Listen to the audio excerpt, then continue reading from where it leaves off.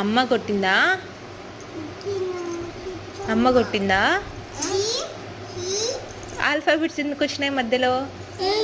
చిట్టి చిలకమ్మ చెప్పు. చిట్టి చిలకమ్మ.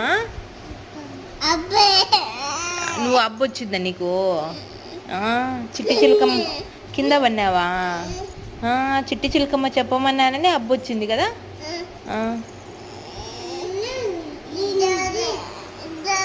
అమ్మ కొట్టిందా? అమ్మ కొట్టిందా? చిట్టి అమ్మమ్మ కాదు, చిట్టి చిలకమ్మ. అమ్మ కొట్టిందా? తోటకెళ్ళావా?